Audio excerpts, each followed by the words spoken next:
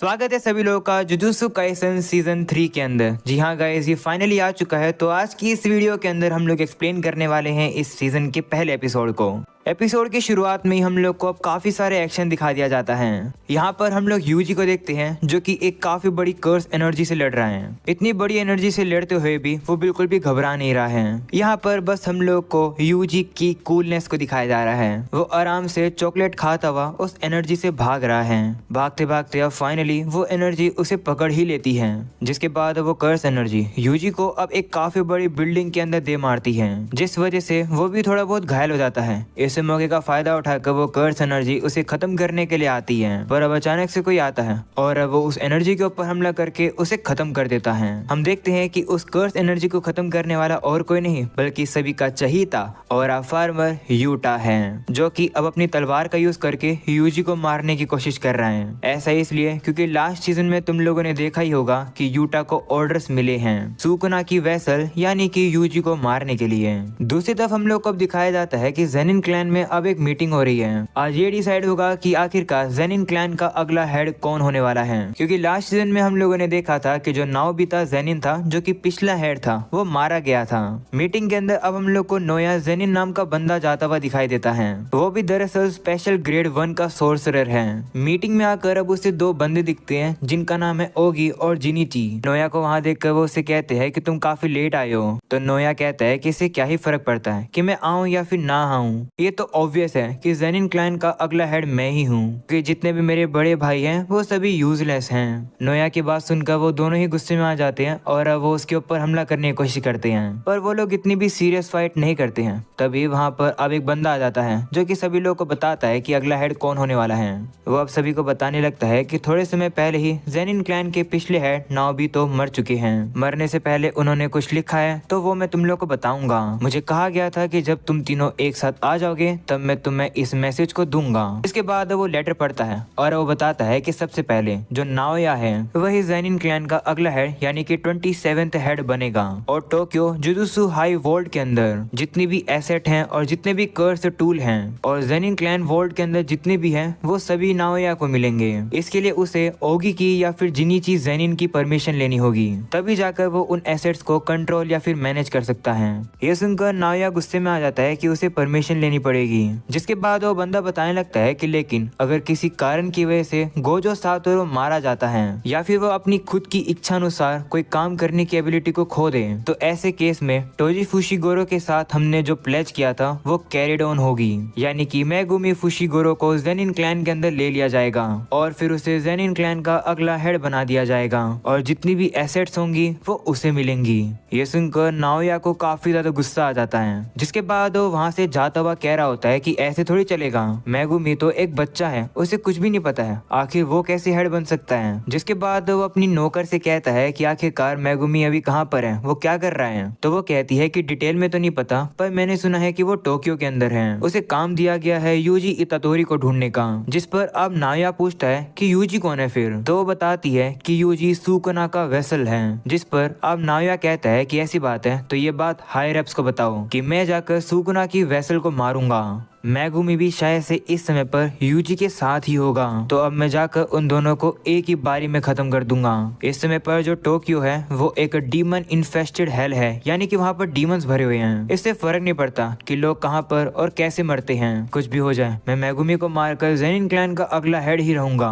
वहीं अब दूसरी तरफ हम लोग को यूजी को दिखाया जाता है जो कि अभी भी शिबुया इंसिडेंट को याद कर रहा होता है। वो याद कर रहा होता है कि उस इंसिडेंट में किस तरीके से नोबारा मारे गए, नाना भी मारा गया और सुकुना के आउट ऑफ कंट्रोल होने की वजह से काफी सारे लोग भी मारे गए और कितनी ज्यादा तबाही मच गई थी। वो सब कुछ याद करके वो काफी डिप्रेस सा बैठा हुआ था। इतने में ही चोजो वहाँ पर आकर उससे पूछता है कि तुम्हारी इंजुरीज कैसी हैं। तो वो कहता है कि मैं ठीक हूँ, शायद से ऐसा सुकुना की वजह से है, मैं फील कर पा रहा हूँ कि उसकी जो ताकत है वो ग्रो कर रही है। जिस पर अब चोजो कहने लगता है कि तुम्हें मेरी चिंता करने की जरूरत नहीं है, तुम जुजुत्सु हाई में वापस जा सकते हो, मुझे वैसे भी जाकर शोशो की बॉडीज को रिकवर करना है। जिस पर अब यूजी कहता है कि नहीं, मैं तुम्हारी वजह से यहाँ पर नहीं रुका हुआ हूँ। इस समय पर जो सुकना है वो मेगुमी से रिलेटेड कोई प्लानिंग कर रहा है और सुकना ने मेरा यूज करके काफी सारे लोगों को भी मारा है। इसी वजह से मैं नहीं चाहता हूँ कि और भी लोग हर्ट हों, इसलिए मैं ज्यादा लोगों के पास नहीं जा सकता हूँ। वैसे क्या तुम्हें मेरे साथ रहने में कोई दिक्कत नहीं है? मैंने तुम्हारे भाइयों को भी मारा है। तो चोजो कहता है कि कोई बात नहीं, ये तो बस गलतफहमी की वजह से हुआ है। अगर वो लोग मेरी जगह पर होते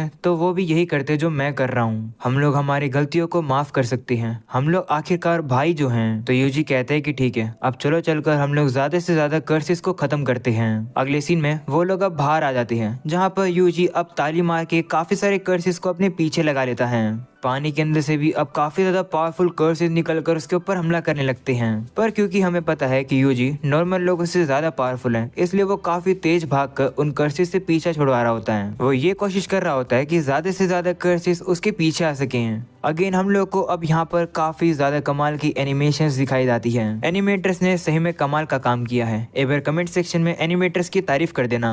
देखते देखते हम लोग अब देखते हैं कि यूजी के पीछे तो अब काफी ज्यादा ही कर्सेस पड़ चुके हैं। वो अब उन सभी लोगों को भगाता हुआ एक टनल के अंदर ले आता है। टनल के अब थोड़ा अंदर आने के बाद हमें पता चलता है कि चोजो वहीं पर ही वेट कर रहा था। और अब जैसे ही यूजी इशारा करता है, चोजो अपने ब्लड आर्ट का यूज करके उन कर्स एनर्जी को आराम से खत्म कर देता है। जिसके बाद हम लोग अब देखते हैं कि अचानक से एक और काफी पावरफुल सी कर्स एनर्जी अब चोजो को ही मारने वाली है। पर अब चोजो बिल्कुल भी डरता नहीं है, क्योंकि उसे पता है कि उसे यूजी बचा लेगा। और अब ऐसा ही होता है, जिसके बाद अब यूजी आकर एकदम से उस कर्स एनर्जी को काफी पावरफुल मुक्का मार देता है और अब वो उसे एक ही बारी में खत्म कर देता है। ये देखकर तो चोजो भी काफी इम्प्रेस हो जाता है। वो कहने लगता है कि यूजी का जो कर्स एनर्जी पर कंट्रोल है वो काफी अच्छा है और उसकी ताकत तो अलग ही लेवल पर है। सही में वो एक असली डीमन गॉड है और ऊपर से वो तो पूरी तरह से रिकवर भी नहीं हुआ है। चोजो तारीफ करके कहता है कि आखिरकार तुम मेरे छोटे भाई जो हो। जिस पर अब यूजी कहता है कि तुम कितनी बार मुझे अपना भाई बुलाओगे?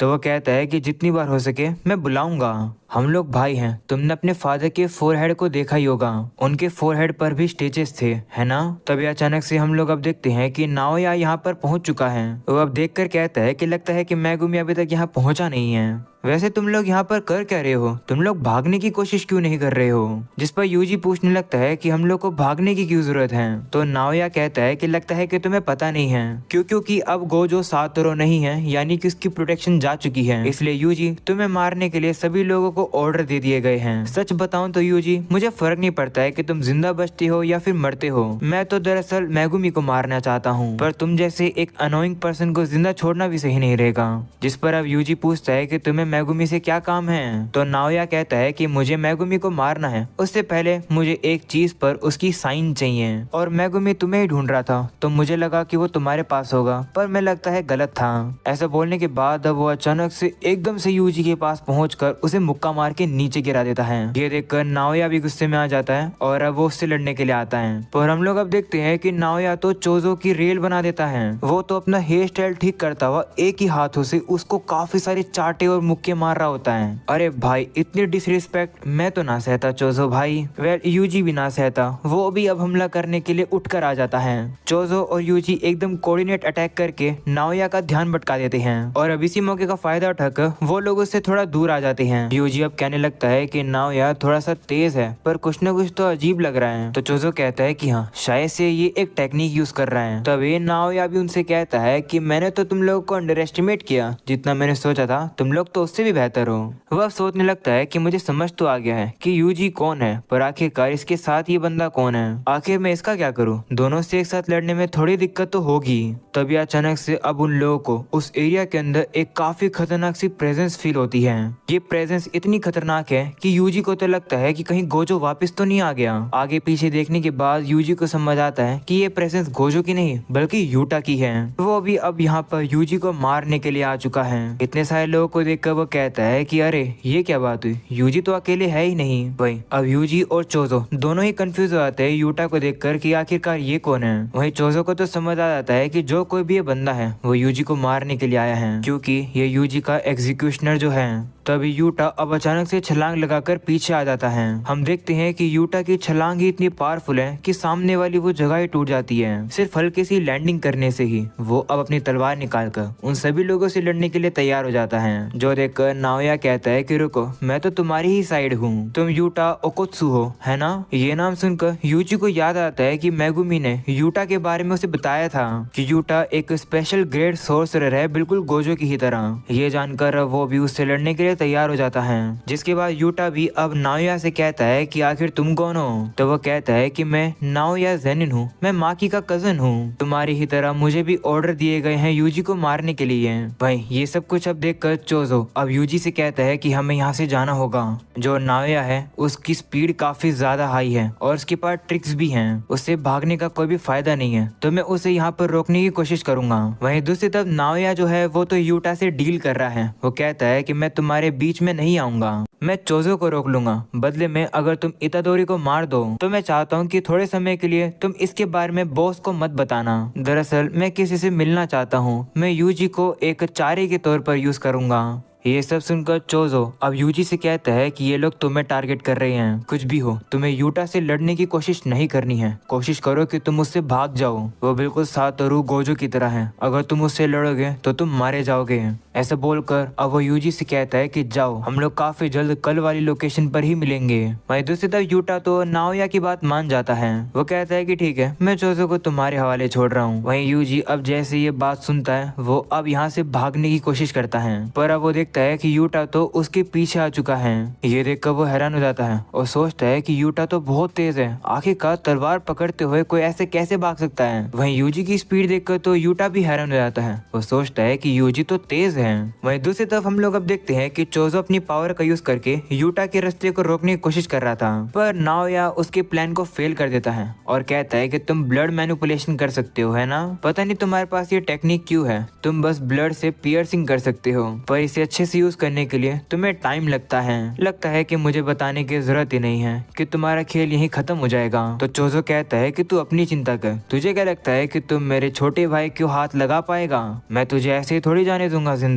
दूसरी तरफ सीन अब वापस से प्रेजेंट का आता है। ये सीन हम लोगों ने स्टार्टिंग में ही देखा था, जहाँ पर यूटा हमला करके यूजी को नीचे गिराया हुआ है। तभी यूजी छलांग लगाकर उसके अटैक से बच जाता है। यूटा फिर से हमला करने वाला होता है, तभी यूजी भी काफी तेजी से पीछे आ जाता है। ये देखकर यूटा फिर से शॉक हो जाता है। वो सोचता है कि मैं श्योर था कि मेरा हमला इसे लगेगा, पर नहीं लगा। ऐसा बोलकर अब वो जाकर फिर से यूजी के ऊपर काफी सारे हमले करता है, पर यूजी अब उसके सभी अटैक्स को डॉज कर रहा होता है। लेकिन अब यूटा खतरनाक सी छलांग लगाकर यूजी को पीछे गिरा देता है, वो भी रोड पर। ऐसे करके यूटा अब उससे कहता है कि क्या तुम मेरे पावर अप को देखकर हैरान हो गए? दिखने में मैं तुम्हें पावर टाइप नहीं लग रहा हूँ, है ना? वह पर यूजी भी सोच रहा होता है कि यूटा के पास पावर नहीं है, पर फिर भी उसकी जो कर्स एनर्जी का आउटपुट है वो काफी खतरनाक है। तुम्हें पता ही होगा कि ऐसा क्यों है। ऐसा इस वजह से क्योंकि उसके पास रीका जो है। वहीं पर यूटा अब उसे कहता है कि सच बताऊं तो इस समय पर मैं कमजोर साइड हूँ। वहीं पर अब यूजी भी सोचता है कि हाँ, इसके अंदर पावर की कमी है, पर ये अपनी पावर की कमी को अपनी कर्स एनर्जी यूज करके पूरा कर रहा है। ये बिल्कुल मेरे ऑपोजिट है। ये सुनकर अब यूटा भी कहता है कि ओ,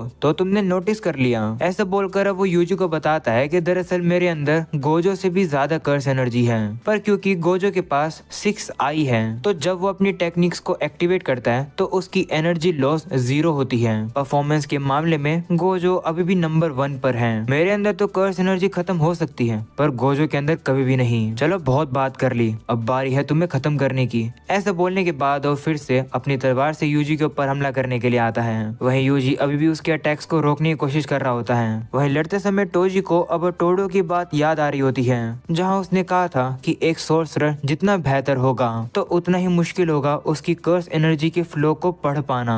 ये सुनकर यूजी अब कहता है कि इसका ये मतलब है कि जो टॉप टियर के सोर्सरर होते हैं तो उनके पास ज्यादा प्रिसाइज कर्स एनर्जी का कंट्रोल होता है, तो इसका मतलब है कि आखिरी मोमेंट तक तुम उनके अटैक को प्रिडिक्ट नहीं कर सकते हो। पर यूटा के लिए ऐसा नहीं है, क्योंकि उसकी बॉडी के अंदर से कर्स एनर्जी कंटिन्यूअसली राइज हो रही है। उसकी तलवार से भी। बात यहाँ पर ये नहीं है कि मैं उसके मूवमेंट्स को रीड नहीं कर सकता हूँ, बात बात यह है कि यूटा के हर एक अटैक मेरी जान ले सकते हैं और मैं इसे जितना भी डैमेज दे दूं ये उसे कम कर लेगा।